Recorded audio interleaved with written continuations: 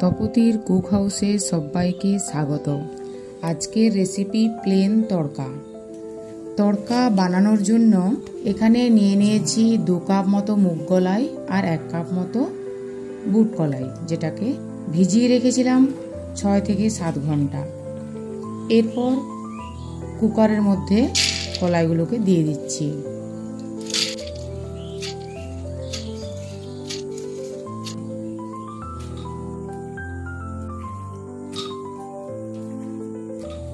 এরপর জলটা এখানে মাপ মতো দিতে হবে। মোটামুটি কলাইগুলো থেকে যেন জলটা 1 থেকে 1.5 ইঞ্চি ওপরে থাকে। এরপর এর মধ্যে দিয়ে দিচ্ছি স্বাদ মতো লবণ, হলুদ গুঁড়ো, কাশ্মীরি লঙ্কার গুঁড়ো, 2 দারচিনির খণ্ড, 3টে এলাচ। এরপর ভালোভাবে মিশিয়ে দিলাম।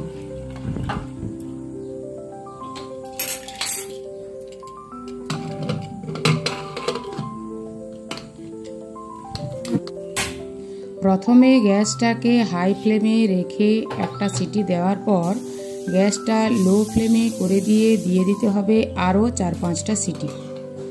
ততক্ষণে মশলা রেডি করে নিয়েছি। পেঁয়াজ কুচি, আদা কুচি, টমেটো কুচি, রসুন কুচি, কাঁচা লঙ্কার কুচি আর ধনেপাতা কুচি। এদিকে আমার সেদ্ধ হয়ে গেছে। কিছুক্ষণ ঢাকাটা রেস্টে রাখার পর ঢাকাটা যখন আপনি খুলবে, দেখুন ঢাকাটা খুলে দেখাচ্ছি কলাইগুলো কত সুন্দরভাবে সেদ্ধ হয়ে গেছে। এদিকে কড়াইটা ভালো করে গরম করে তার মধ্যে দিয়ে দিচ্ছি সরষের তেল। সরষের তেলের মধ্যে দিয়ে দিলাম জিরে ফোড়ন। এরপর দিয়ে দিলাম রসুন কুচি। রসুনটা যখন হালকা ভাজা ভাজা হয়ে যাবে তখন তার মধ্যে দিয়ে দিচ্ছি ছোট ছোট করে কেটে রাখা আদা কুচি আর কাঁচা লঙ্কা কুচি। এগুলো আরেকটু ভালোভাবে ভেজে নিচ্ছি।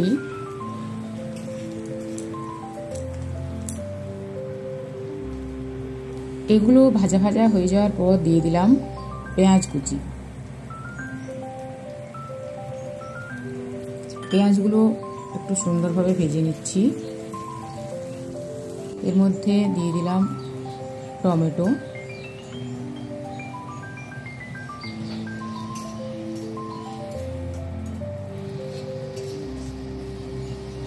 তারপর দিয়ে দিচ্ছি জিরে গুঁড়ো, হলুদ গুঁড়ো, লঙ্কার গুঁড়ো,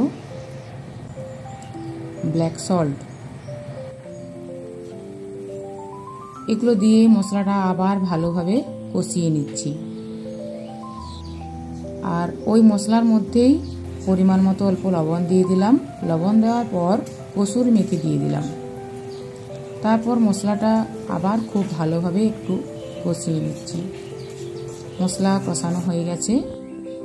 এরপর সেদ্ধ করে রাখা কলাই দিয়ে দিলাম।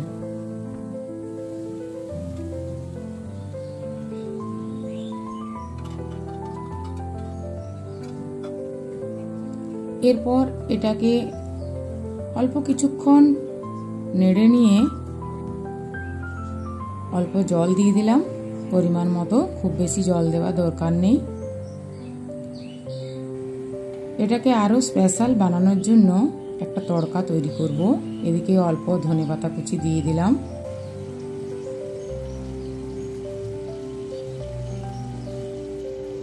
একটা ছোট বাটিতে করে বাটার নিয়েছিলাম।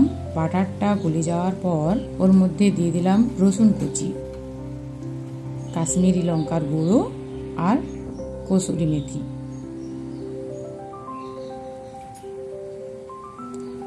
এই তড়কাটা দিয়ে দিচ্ছি রেডি হয়ে যাওয়া এই কলাইগুলোর মধ্যে। এটা আরও স্বাদ বাড়িয়ে দেবে।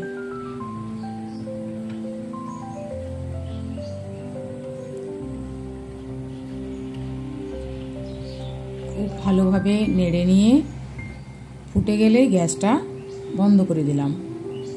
এরপর দেখুন তড়কাটা কত সুন্দর হয়েছে। আপনারা চাইলে আর একটু ঘনত্বটা কমিয়ে বাড়িয়ে নিতে পারেন। ভিডিওটি ভালো লাগলে লাইক, কমেন্ট, শেয়ার করবেন। আর যারা আমার চ্যানেলে নতুন তাদের সাবস্ক্রাইব করার অনুরোধ রইল।